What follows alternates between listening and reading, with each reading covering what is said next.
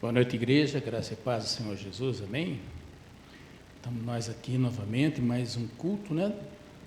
Nossa quarta da vitória, nós estamos aqui para adorar ao Senhor. E eu quero falar com vocês hoje, está lá em Lucas, capítulo 19, no versículo 11 até o 27. Se você quiser acompanhar, nós vamos ler aqui a palavra do Senhor. Estando eles a ouvi-lo, Jesus passou a contar-lhes uma parábola, porque estava perto de Jerusalém e o povo pensava que o reino de Deus ia se manifestar de imediato. Ele disse: um homem de nobre nascimento foi para uma terra distante para ser coroado rei e depois voltar. Então chamou 10 dos seus servos e lhes deu 10 minas, disse ele: façam esse dinheiro render até a minha volta. Mas os seus súditos o odiavam e depois enviaram uma delegação para dizer: não queremos este homem que seja rei. Contudo, foi feito rei e voltou. Então mandou chamar os servos a quem dera o dinheiro, a fim de saber quanto tinham lucrado. O primeiro veio e disse: Senhor, a tua mina rendeu outras 10. Muito bem, meu bom servo, respondeu o Senhor. Por ter sido confiável no pouco, governe sobre 10 cidades. O segundo veio e disse: Senhor, a tua mina rendeu 5 vezes mais. O seu senhor respondeu: também você encarregue-se de 5 cidades. Então veio o outro servo e disse: Senhor, aqui está a sua mina. Eu a conservei guardada num pedaço de pano. Tive medo, porque és um homem severo, tiras o que não puseste e colhe o que não semeaste. O seu senhor respondeu: eu o julgarei pelas suas próprias palavras, servo mau. Você sabia que sou homem severo, que tiro o que não pus e colho o que não semeei. Então, por que não confiou o meu dinheiro ao banco? Assim, quando eu voltasse, receberia os juros. E disse aos que estavam ali: tomem dele a sua mina e deem-na ao que tem 10. O Senhor, disseram ele já tem 10. E ele respondeu: eu lhes digo que a quem tem mais, a mais será dado, mas a quem não tem, até o que tiver lhe será tirado. E aqueles inimigos meus que não queriam que eu reinasse sobre eles, tragam-nos aqui e matem-nos na minha frente. Amém? Senhor Deus Pai Todo-Poderoso, faça agora a sua vontade nas minhas palavras, Senhor, que eu consiga explicar tudo isso do jeito que o Senhor quer. Fazer tudo para te agradar, em nome de Jesus. Amém? Muito bem. Essa palavra, embora parecida com aquela parábola dos 10 talentos, né? Tem alguma declaração distinta, né? O Senhor estava se aproximando de Jerusalém pela última vez, e as esperanças de seus discípulos aumentaram. Logo depois dessa passagem, ele já manda preparar a ceia, a última ceia, né? Mas os discípulos não sabiam disso, e quando eles estavam chegando, eles estavam pensando: nossa, agora nós vamos tomar Jerusalém, nós vamos derrotar os romanos, né? Eles pensavam que agora seria estabelecido o reino glorioso de que o profeta e salmista falavam há séculos, né? Sempre foi falado desse reino glorioso, E a gente sempre pensava, eles pensavam, e nós às vezes pensamos também, que esse reino é aqui na terra, né? É interessante isso. Nós temos essa dificuldade para entender, porque nós entendemos as coisas materiais, nós entendemos o aqui e agora, nós não conseguimos entender o céu, o esplendor do céu. A necessidade moral da cruz ainda não se tornara clara.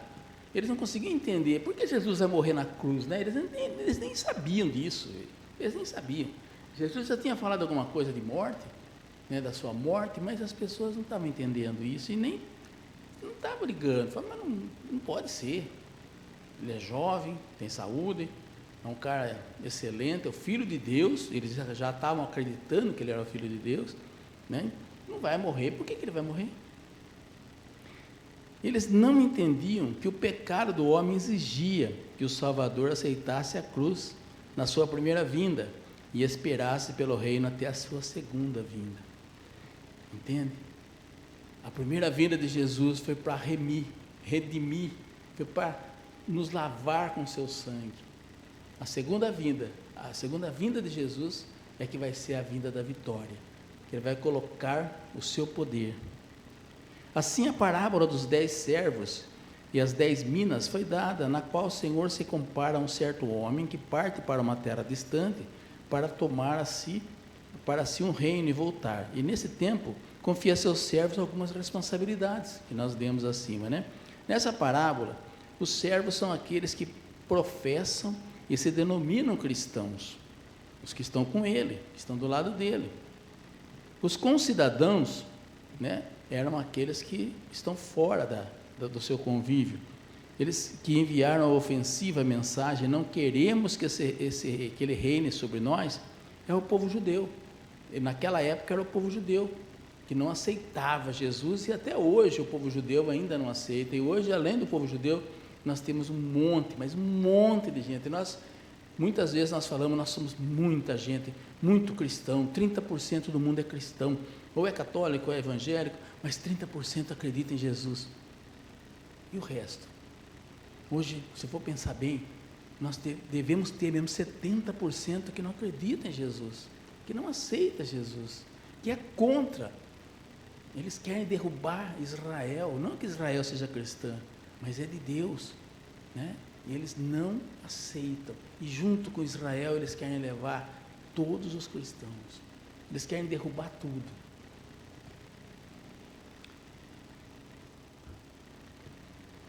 No retorno do Senhor, duas coisas acontecerão, né? O juízo de seus adversários e a recompensa dos servos. Nós temos a parábola dos 10 talentos também, né? Que é um pouco parecida com essa, mas tem algumas diferenças.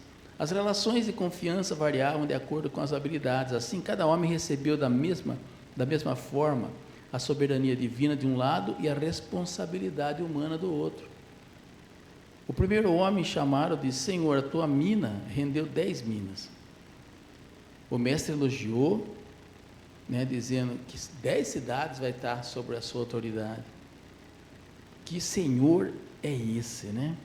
A recompensa tão grande por uma coisa tão pequena, né? Porque para quem sabe, né?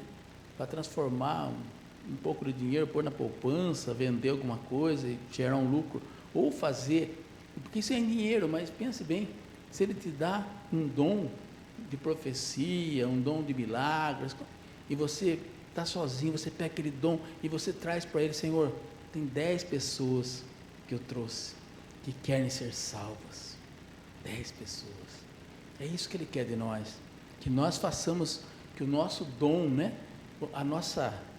o que ele nos dá, né, que a gente consiga, a nossa mina, ela seja aumentada.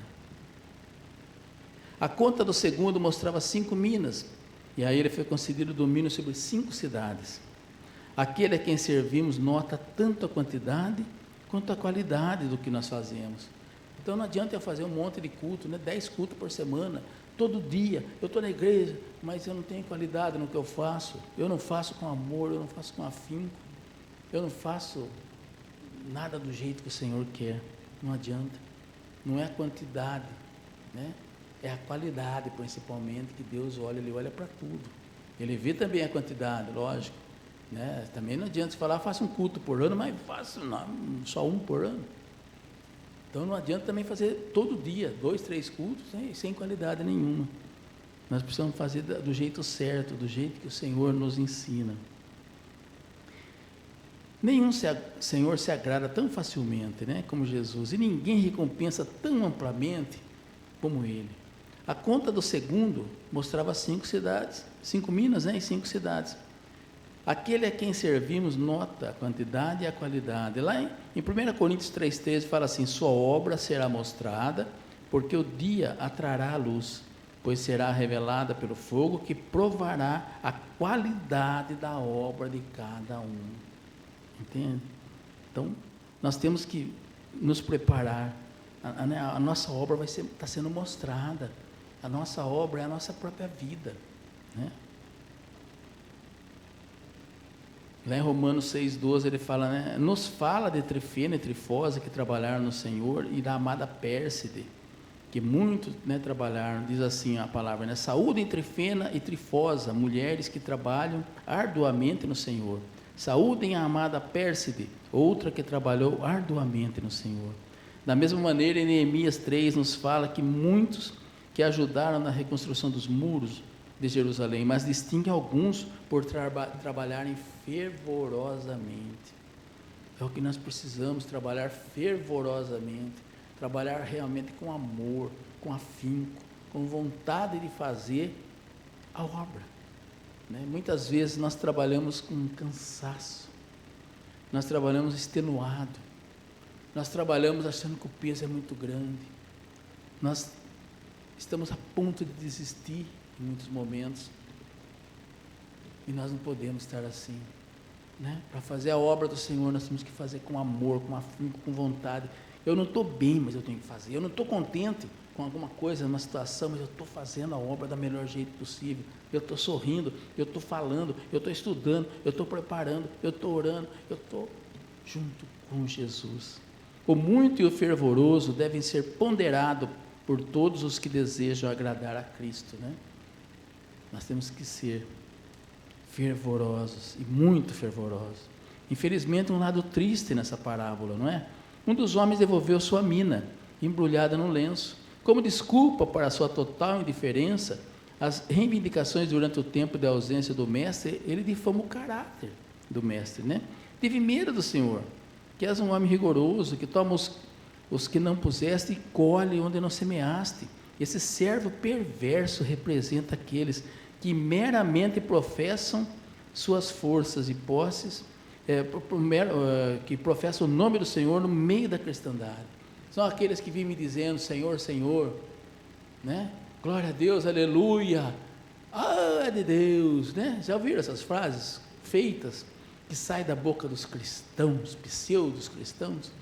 Eles só sabem falar essas coisas, e às vezes a gente ouvindo, fala, nossa, ó, o cara, meu, tá poderoso na unção, mas não está, é só para fora, é só pro forma, é só para dizer que está, mas no fundo não está. Eles professam o nome do Senhor no meio da cristandade, que nunca sonharam em usar sua força e a posse de Deus, né? Cujo nome a gente carrega. Você sabe o poder desse nome? O poder de Jesus, o poder de Yahvé, o poder de Cristo, o poder do Espírito Santo. Você sabe o poder que isso tem na nossa vida e na vida das pessoas, né? Quantos testemunhos a gente vê e quanto nós já passamos por isso. Fala, nossa, eu estava tão atarantado, eu estava nervoso, eu estava isso, eu estava aquilo.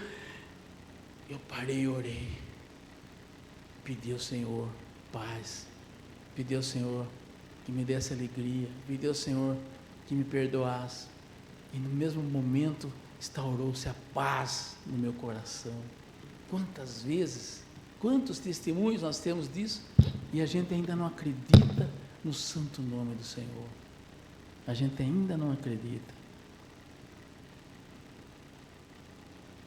Todos estes se encontrarão totalmente rejeitados no grande dia.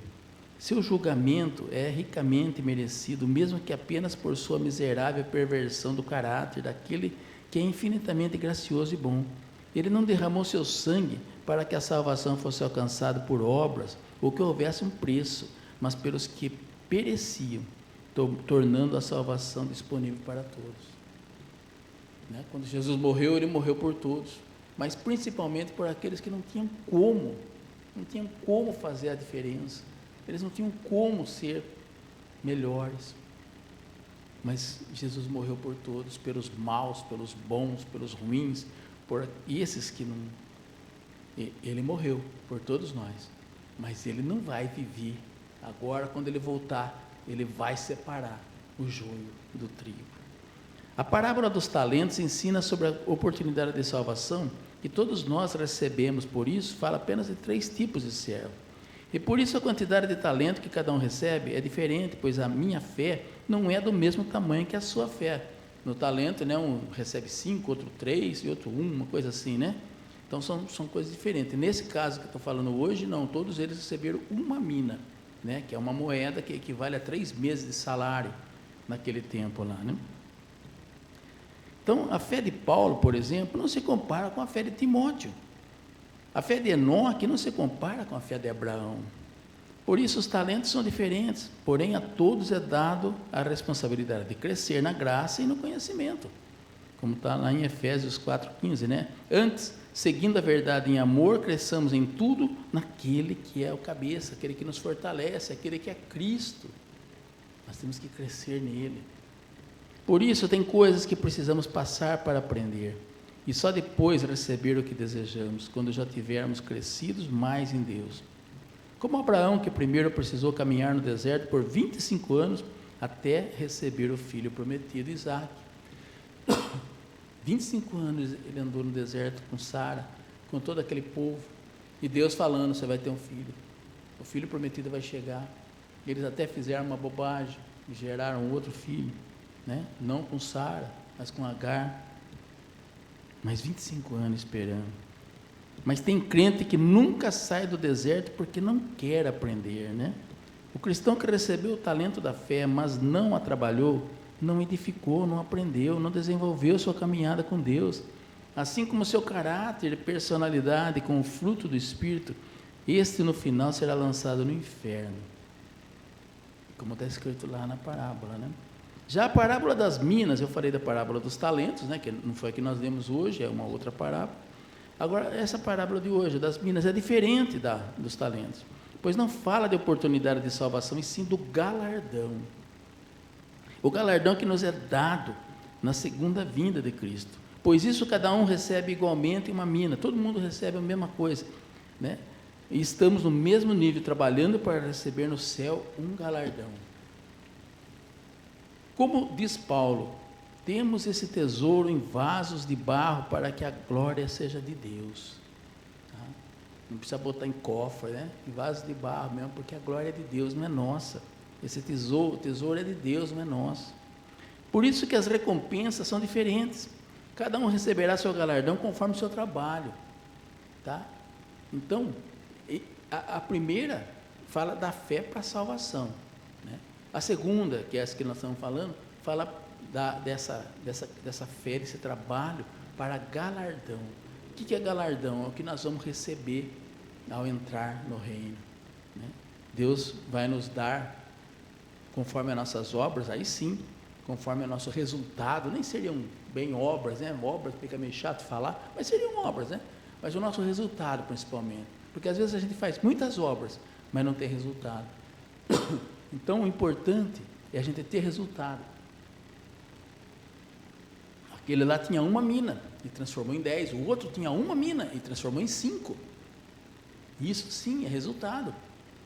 É você ter um dom de cantar, e você canta em muitas igrejas, você louva para muita gente, você traz muitas pessoas para Jesus, porque se você louvar um monte de lugar, todo mundo te aplaudir, você cobra cachê, o pessoal te paga para você ir louvar, já está errado, mas tudo bem.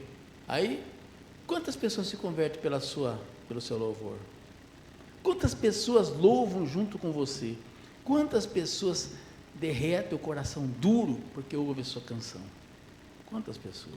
É isso que nós precisamos ver, né? Você é um pregador, você vai pregar nas igrejas, você leva a palavra, ótimo, maravilhoso, mas quantas pessoas realmente se entregam a Jesus pela sua pregação?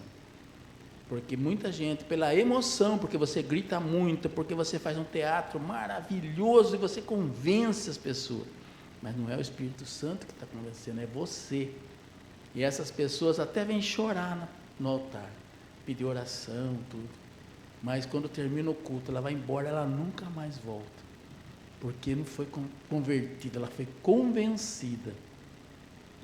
Então, qual é o seu trabalho, né? Por isso que as recompensas são diferentes, então, né? Por isso, fala de 10 servos, mas só mostra o resultado de 3. Né? Viram no início que ele procurou 10 servos e só 3 que ele deu a mina, né? Porque são apenas 3 possíveis resultados, né? E esses resultados são, uns trabalham mais, outros trabalham menos, e alguns não trabalham. Nós temos isso nas nossas igrejas, aquelas pessoas que não fazem nada, ela mal vai na igreja, né?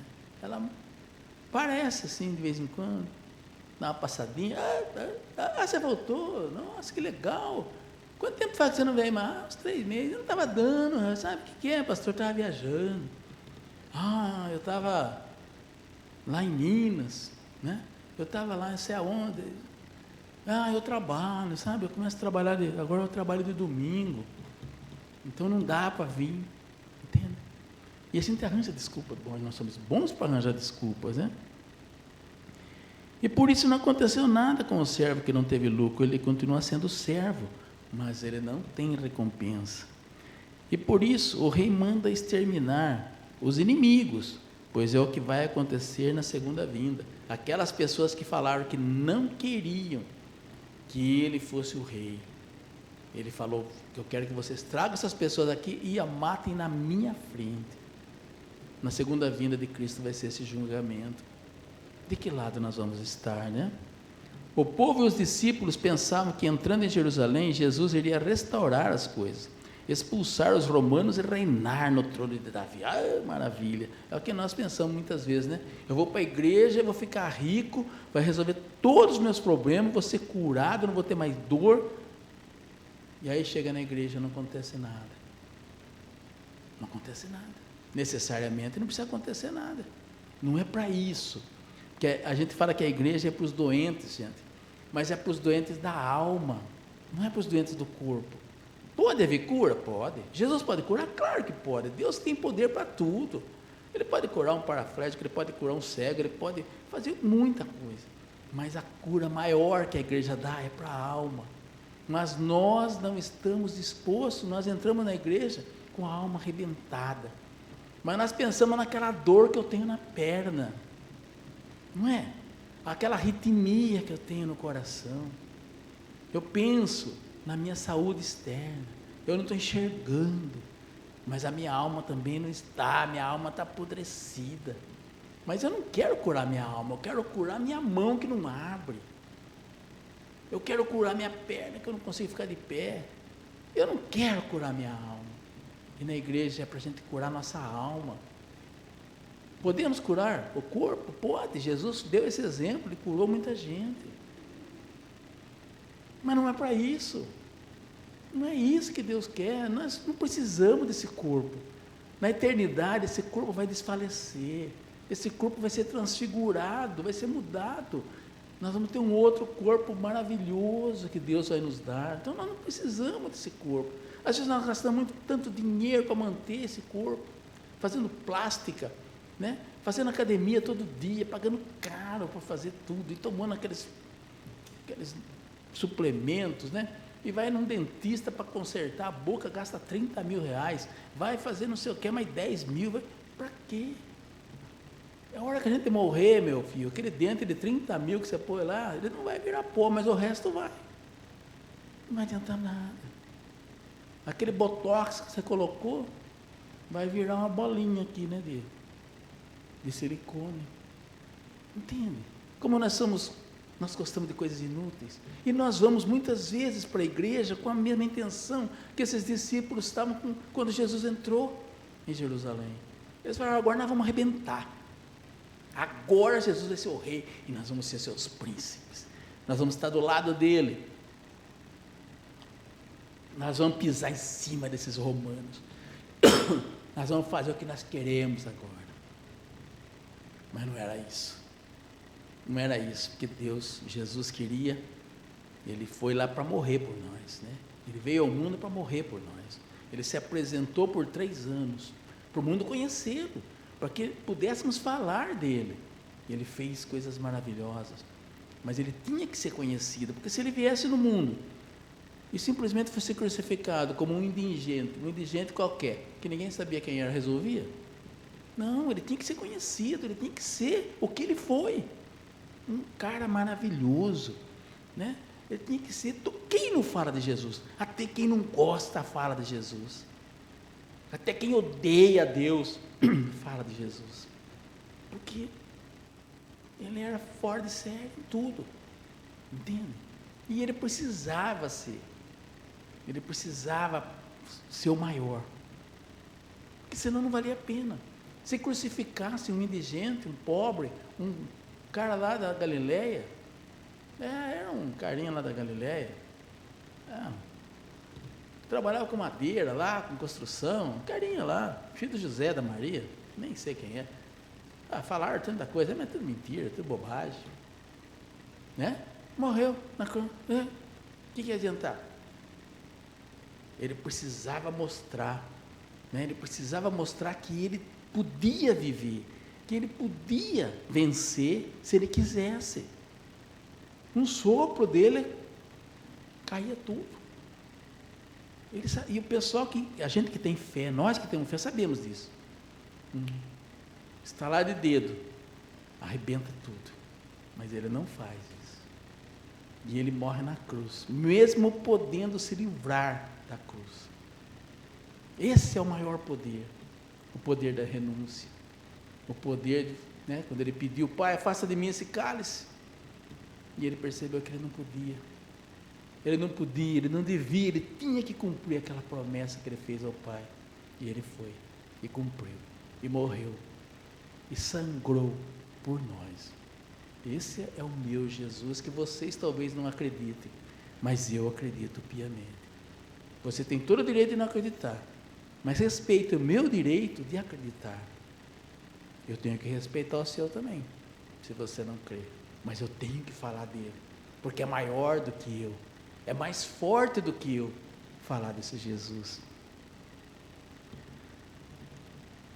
Então ele contou a parábola, né? Quando eles pensaram meus discípulos pensaram que ele ia entrar lá e ia arrebentar tudo.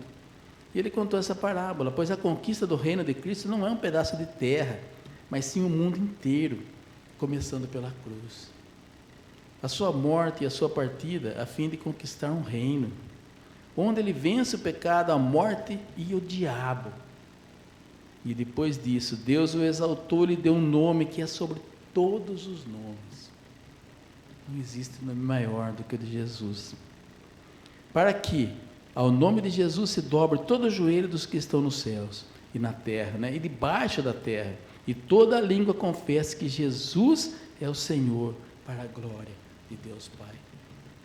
Alguns falam que não é Jesus, que Jesus é um nome romano, que não existia J na língua hebraica, e realmente, eles têm razão, é Yeshua, o nome dele é Yeshua, mas importa tanto o nome. A gente sabe quando fala Jesus, quando fala Cristo, quando fala Yeshua, a gente sabe quem é. O importante é saber quem é, saber que ele é o Filho de Deus Pai. É isso que nós precisamos, que ele pode fazer muitas coisas que nós não conseguimos nem imaginar, e ele vai voltar, e ele já está pronto, preparado, do mesmo jeito que o mundo está preparado para receber o anticristo, e o anticristo está chegando. Jesus também está preparado para vir ao mundo e levar a sua igreja. Como? Não sei. Uns dizem que ele vai parar no ar, nós vamos subir. Outros dizem que nós vamos caminhar, nós vamos voar. Não importa como. Isso é de menos. São discussões inúteis que nós temos, teólogos discutindo, perdendo noite de sono, será que vai voar? Será que vai andando? Será que vai levantar?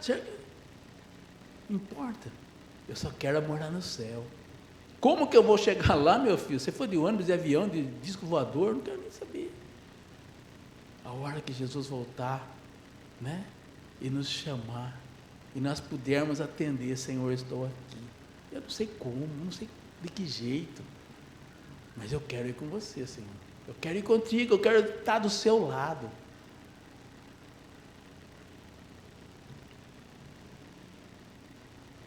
Para que o nome de Jesus se dobra, de todo o joelho, né? Para o nome de Jesus, todo o joelho se dobra.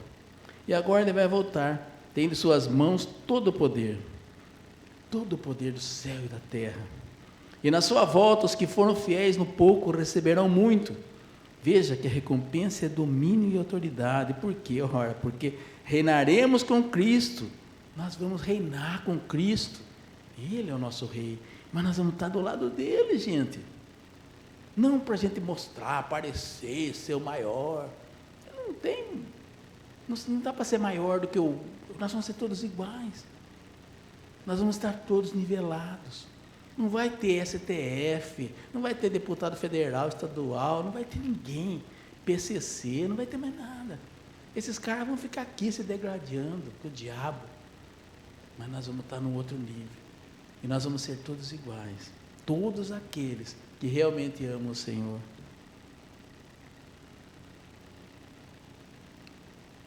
Lá em Apocalipse 5,10 fala assim: tu os constituíste reino e sacerdotes para o nosso Deus, e eles reinarão sobre a terra. E ao que vencer e guardar até o fim as minhas obras, eu lhe darei poder sobre as nações. Apocalipse 5,10. O rei já foi, conquistou o reino, está prestes a voltar. Como está lá em Miqueias 1,3, né? Está escrito assim: vejam, o Senhor já está saindo da sua habitação, Ele desce e pisa os lugares altos da terra. O Senhor já está descendo, já está preparando. É lógico que o tempo de Deus não é o nosso tempo, e às vezes a gente fala assim, daqui 50 anos, daqui 20 anos, não é assim que funciona. Nós não podemos saber. Quando perguntaram para Jesus, quando será isso? Ele falou, nem eu sei, só o Pai. Só o Pai. Se nem Jesus sabe, você acha que nós vamos saber? Eu sei que tem um monte de gente aí que fala que sabe. Nossa, já fiz os cálculos aqui. Não adianta nada. E eu pergunto para vocês, né? E quanto à mina que Ele te deu, o que você fez com ela? Aquele dinheiro, aquela moeda, aquele poder, aquele encanto, aquela palavra, aquele conhecimento, aquele poder do Espírito Santo, aquela voz que Deus te deu, o que você tem feito com ela? Com aquela voz que fazia as pessoas chorarem e desejarem estar com Jesus, o que você fez com ela? Aquelas pregações que você fazia, que as pessoas se arrependiam, se voltavam para Jesus, o que você fez com elas? O que você fez com esse talento, com essa mina? O que você fez? Convém que você e eu, né, que nós façamos as obras daquele que nos enviou enquanto é dia. A noite vem quando ninguém mais vai poder trabalhar. Está João 9, né? Vai vir a noite e a gente não vai poder mais trabalhar. Então trabalhe agora. Trabalhe enquanto é tempo, trabalhe enquanto é dia, trabalhe enquanto você consegue, enquanto você tem vida, enquanto você tem perna para andar, braço para mexer, voz para falar, ouvido para ouvir, olho para enxergar. Pregue, cante, louve, adore. Faça a vontade do Pai, de todos os jeitos, do jeito que você puder, do jeito que você conseguir, mas sempre do melhor jeito possível. Amém? Glória a Deus. Eu vou orar pelos pedidos e nós vamos encerrando, né?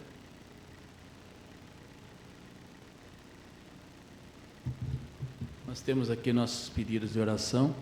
Eu quero agradecer ao Senhor e pedir que esses pedidos sejam transformados, né, que eles consigam ser realizados, Senhor. Todos que pediram aqui foram necessidades realmente das pessoas, né? E o Senhor sabe muito bem. E eu sei que o Senhor tem bondade suficiente para poder ajudar essas pessoas. Deus Pai Todo-Poderoso, nós entregamos nas Tuas mãos esses pedidos que estão aqui, Senhor. Que o Senhor possa fazer com que os milagres aconteçam e que essas pessoas possam vir dar testemunhos das suas vitórias, do que eles conseguiram nas mãos do Senhor. Obrigado, Jesus.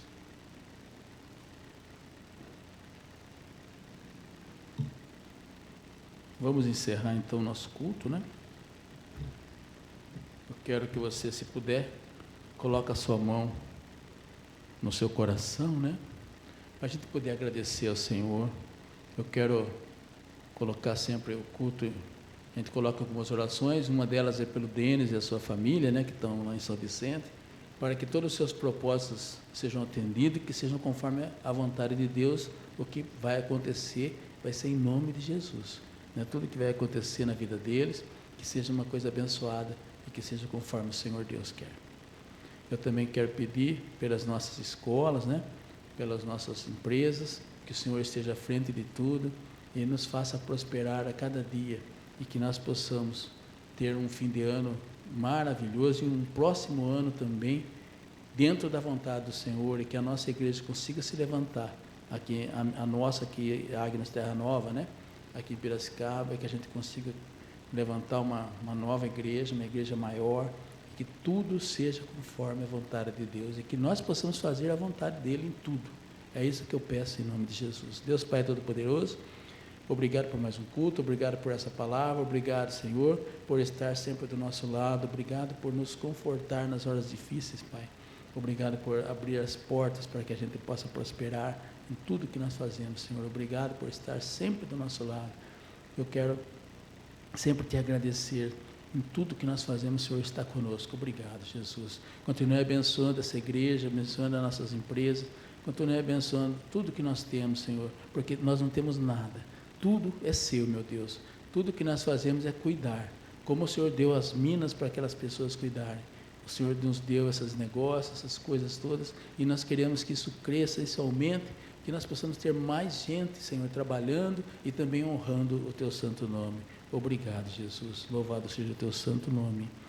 Amém. Eu quero também pedir pelos meus irmãos, né, pelos meus filhos e pelas minhas 3 netas maravilhosas, que o Senhor possa estar na vida delas em todos os momentos, Senhor. Abençoe cada um deles, dê a eles tudo o que eles precisam, em nome de Jesus, Pai. Que eles tenham uma vida farta, uma vida abençoada, e que o Senhor esteja à frente de tudo que eles fazem. É isso que eu peço em nome de Jesus. E agora nos leve para casa na Tua bênção, na Tua misericórdia, e que nós tenhamos um resto de semana abençoado, Senhor, uma noite maravilhosa, e que tudo seja conforme a Tua vontade. Obrigado, meu Deus. Que o Senhor os abençoe e os guarde, faça resplandecer o rosto sobre vocês e tenha misericórdia de todos. O Senhor levante o rosto sobre vocês e lhes dê a paz. E que a graça do Senhor Jesus Cristo, o amor de Deus, nosso Pai, e as consolações do Espírito Santo sejam com todos, desde agora e para sempre, e todos digam amém. Vamos em paz, que o Senhor nos acompanhe, e uma boa noite a todos.